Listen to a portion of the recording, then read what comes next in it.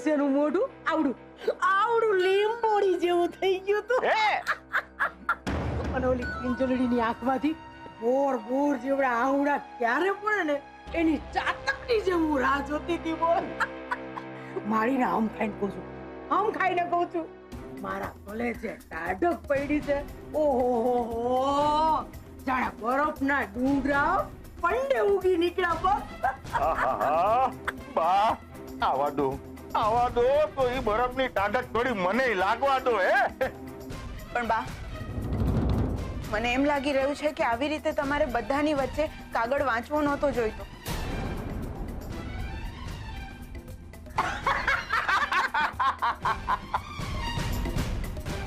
એલી ડોબી તું મૂર્ખી છો અમે થોડા છીએ છોડો ને બા મને એમ કહો પેલા તમે પરબીડિયાની અંદર કાગળ બદલ્યો એ તો મને સમજાય હે ઈ કાગળિયાની અંદર ઓલા ઉત્કર્ષનું ધગધગતું દિલ છે એની તમને જાણ કેમ થઈ છે પૈકડું બરાબર પૈકડું બહુ સાણો છું તું 100% મારી ટ્રેનિંગ બોલી રહી છો આમાં સાંભળ બુડા અહીંયા સંભળાવું તને જો એમાં થયું એવું ઈ બે જણાના ફોન ઉપર મેસેજ હતો હાલતા હતા દિવસ ને રાત એમાં ઓલી પિંજલડીની ડાયરી ઈ મારા હાથમાં આવી ગઈ ઈ ડાયરી વાંચતાની હાથે અમારા ડોળા છે ને ચક્કર વકડ ફરવા લાગ્યા એમાં મેં જોયું કે ઓલો ઉત્કર્ષિયો એ ગુલાબી રંગનું પરબીડિયું ઓલી ડાયરીમાં મૂકી કે ઈ પરબીડિયું ખોલીને હું વાંચ્યું નહીં તો મને પાપ ન લાગે બોળું પાપ લાગે બા અને આ જાસૂસીનો ધર્મ અબડા ઈ જુદો હું પછી તો તું જોઈ લે જાણે કે મીંદડી આમ ધીમા પગે છાની માની ચાલતી ડાયરી બધી પોઈ અને ધીમેથી હરફની જેમ અંદરથી ને કાગળ હરકાવી લીધો અને સીધી પોઈગી એવી જગ્યાએ કે જ્યાં મને કોઈ જુએ જ નહીં મારી તાપી નગરની રાણી અરે વાહ તને મારા મનની ઠકરાણી બનવું ગમશે ઓહો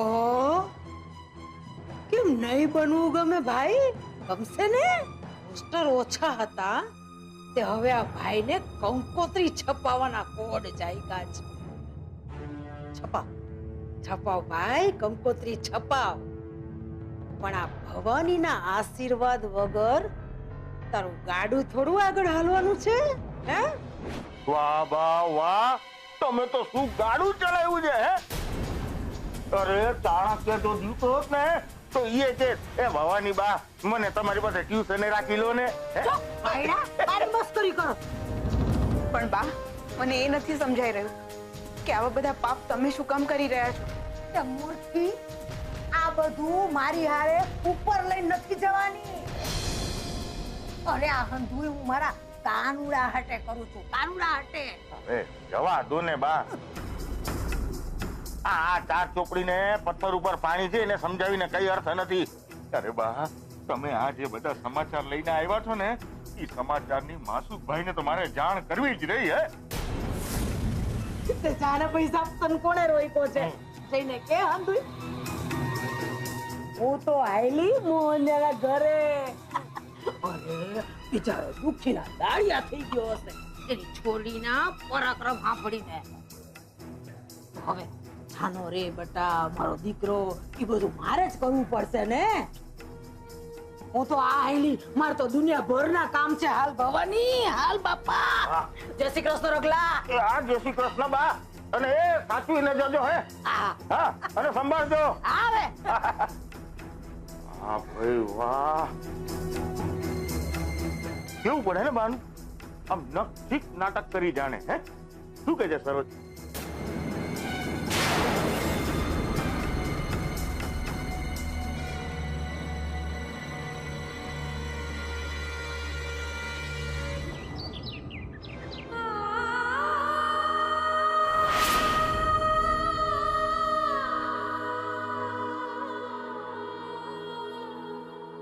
લો આ દવા લઈ લો.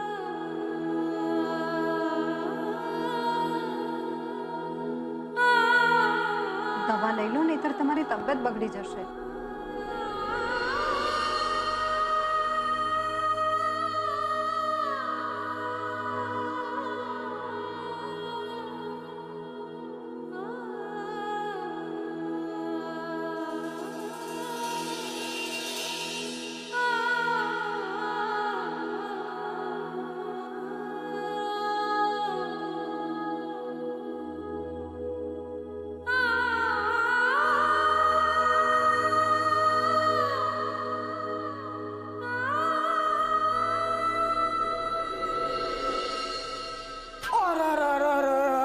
મારી પિંજોલડી, મારી દીકરી.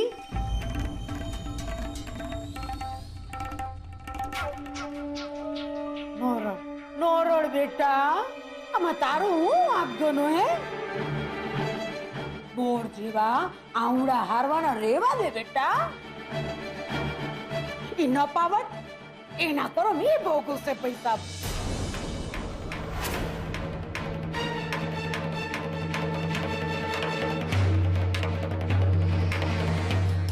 એમ તો મને એમ કહો બા કે તમારા કરેલા કરમ કોણ ભોગવશે? બોલો, જવાબ આપો. એ ઉત્કર્ષે જે કર્યું એ તો કર્યું, પણ તમે કઈ ઓછું નથી કર્યું બા. શું જરૂર હતી તમારે? શું જરૂર હતી આખા ગામની વચ્ચે એ પત્ર વાંચવાની? બોલો, જવાબ આપો. બે લીટી વાંચીને પણ તમે ચૂપ થઈ શકતા હતા ને? હા, ચૂપ થઈ હકતી હતી ને, બિલકુલ થઈ હકતી હતી.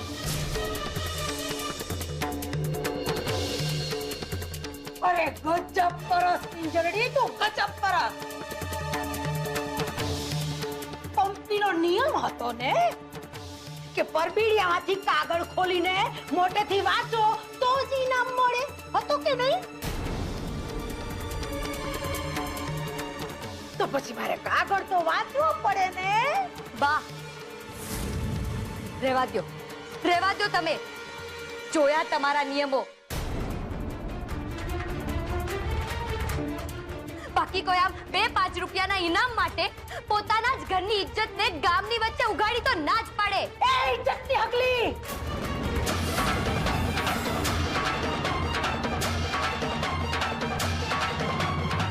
આટલું ડાપણ ડાયરીમાં લખતી વખતે નહોતું આવ્યું. ભવાડા તારે કરવા છે, ધજાના પતાકા તારે ફરકાવા છે, અને ઓળિયો ઘોડિયો નાખી દેવો છે. કોના ઉપર? આ ભવાની ઉપર. એક ઇંચલડી કાન ખોલીને સાંભળી લેશે. અને તું હો મોહનિયા, જેમ ભેંસના શિંગડા ભેંસને ભારે, એમ તારી આ છોડ્યું તારા ઉપર ભારે.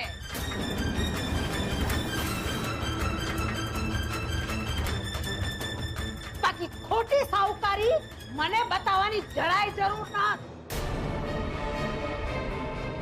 નહીં તો મારાથી બુદ્ધિ બીજી કોઈ નહીં મળે. સાચું કહ્યું છે તમે.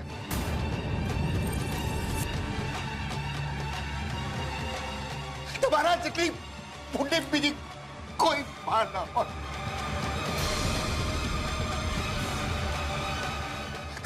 કિંજલે સાચું કહ્યું. તમે આ બધું કર્યું છે તે જાણી જોઈને. હે સંતોષી બા, એલા મૂર્ખા મોહનિયા, તું શું બોલસ એનું તને ભાન છે? અરે તારી નજર સામે ઓલો પારકો છોકરો આ તારી છોડીના વાહે હાથ ફેરવી ગયો.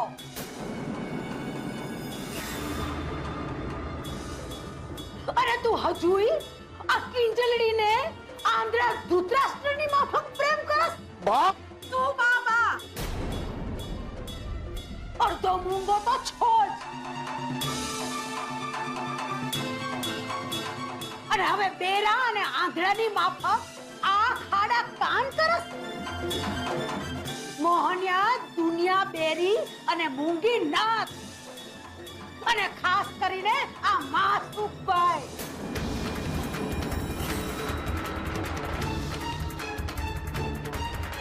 આ તારી છોડીએ જેને લાફો માર્યો ને ઈ નપાવટ માસુકભાઈ નો પાળેલો છે, પાળેલો.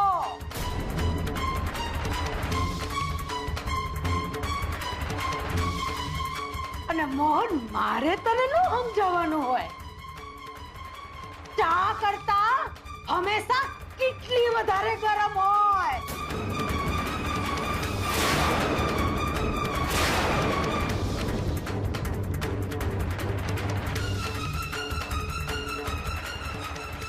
આતે ભલે કેટલી ખરાબ હોય કિંજલે સાચું કહ્યું. એને લાપો મારીને આ ઘરની આબરૂ બચાવી છે, સમજા?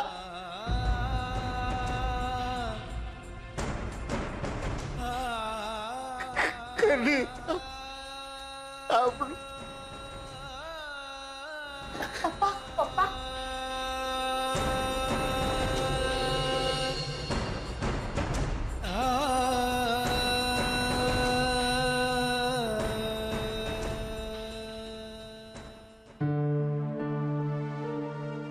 ઉત્કર્ષ,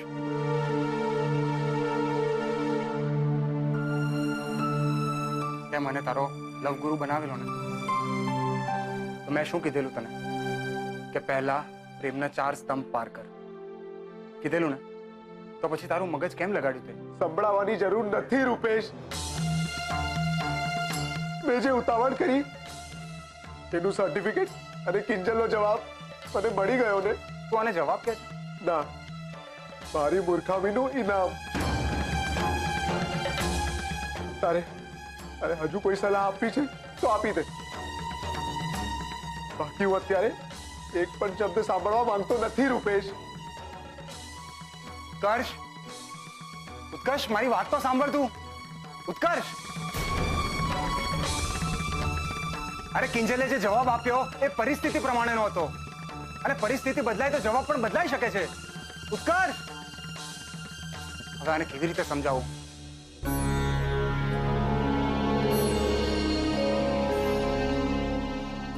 શું થયું કિંજલના પપ્પા? ઊંઘ નથી આવતી? તું પણ તો જાગે છે. વાત જ એવી થઈ છે ને કે મને તો હજુ સુધી વિશ્વાસ નથી આવતો કે ઉત્કર્ષ આવું કંઈ કરશે.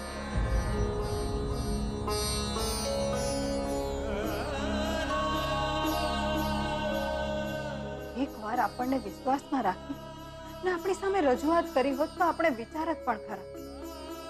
પણ આમ જાહેરમાં આવા ત્રાગા કરવા એ સારું લાગે છે. નહીં, ઉત્કર્ષ આપણને કહેતા પહેલા કિંજલ સાથે પાકું કરવા માંગતો હશે. એ ખોટું નથી. પણ અંતે તો જે થયું એ ખોટું જ થયું છે ને. મેં કિંજલની હાલત જોઈ છે. રડી રડીને અડધી થઈ ગઈ છે બિચારી. પેલા પોસ્ટરની બદનામીને હવે આ પત્ર. આને કહેવાય કે કરે કોઈ ને ભરે કોઈ. હા, તારી વાત સાચી છે મીરા. આ બધું બાએ કર્યું છે, જાણી જોઈને. જાહેરમાં કાદો ઉછાળ્યો કિંજલ પર. હું મને માફ નહીં કરું. તમે શાંત થઈ જાઓ. શાંતિ નહીં, મારી મજબૂરી છે. હું નથી કહી શકતો મને કે જાઓ તમે બહાર. બસ ભગવાનને પ્રાર્થના કરું છું કે એને સદબુદ્ધિ આપે અને કિંજલને સારું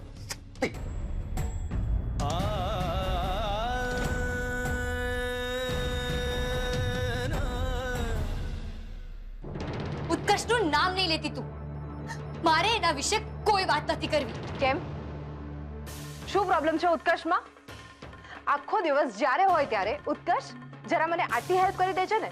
મને પ્રપોઝલ બનાવવા માટે મદદ કરી આપજે ને.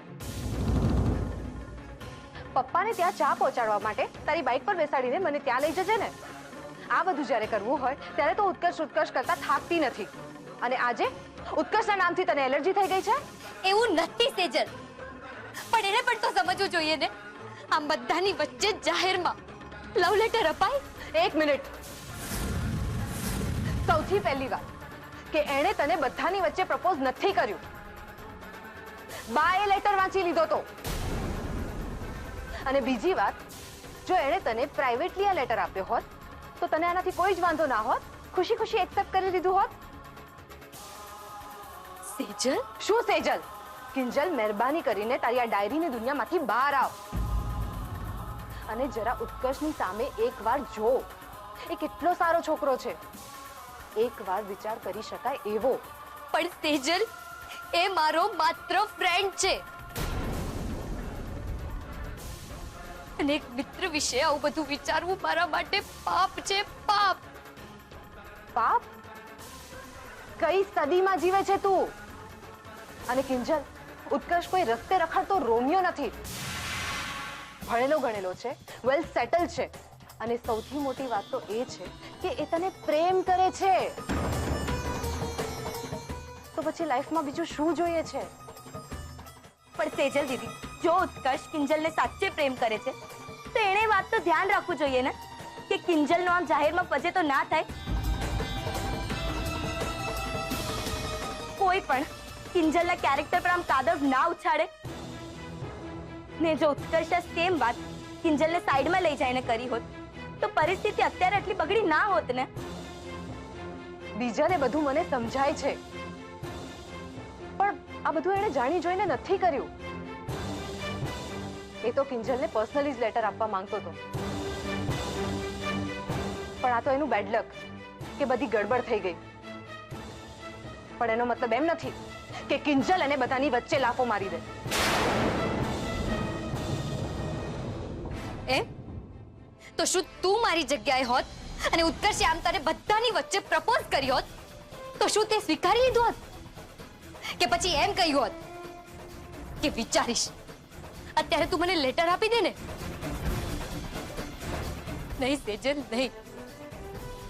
તું અને રૂપેશ જીજુ બંને એકબીજાને પ્રેમ કરો છો. તમારા બંને વચ્ચે પ્રેમનો સ્વીકાર થયો હશે, પણ હું ઉત્કર્ષને પ્રેમ નથી કરતી ને નહીં કરી શકું એને પ્રેમ. નહીં કરી શકું. અચ્છા, તો પછી કિંજલ, તું પેલા સુશાંતને જ લાયક છે. સેજલ દીદી, પ્લીઝ આવું નહીં બોલો. તો બીજું શું બોલું? અને કિંજલ, હવે સમય આવી ગયો છે. પ્લીઝ ક્લિયર થા. અને આજે તે ઉતાવળિયો નિર્ણય લીધો છે ને, એના કારણે તે ઉત્કર્ષનો પ્રેમ તો ઠીક, એની મિત્રતા પણ ગુમાવી દીધી છે. અને મારી એક વાતને તું ગાંઠ બાંધીને રાખજે કિંજલ. આ લાફો માર્યાનો અફસોસ તને આખી જિંદગી રહેશે.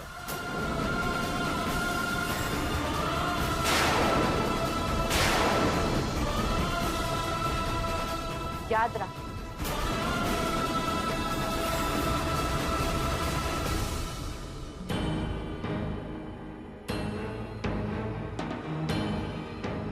અને મારી એક વાતને તું ગાંઠ બાંધીને રાખજે કિંજલ. આ લાફો માર્યાનો અફસોસ તને આખી જિંદગી રહેશે. અને આજે તે ઉતાવળિયો નિર્ણય લીધો છે ને, એના કારણે તે ઉત્કર્ષનો પ્રેમ તો ઠીક, એની મિત્રતા પણ ગુમાવી દીધી છે.